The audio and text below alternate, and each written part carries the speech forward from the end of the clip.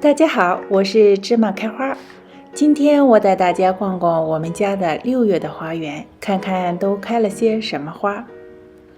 今年的卡尔加里的6月气温很高，到了月底甚至遭遇了100年不遇的高温酷暑。这样的天气花花草草最喜欢，所以大多数植物都比往年开花开得早。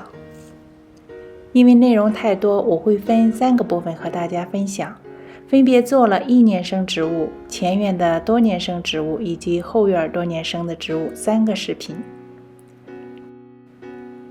下面请大家欣赏第3部分，我家后院的多年生植物。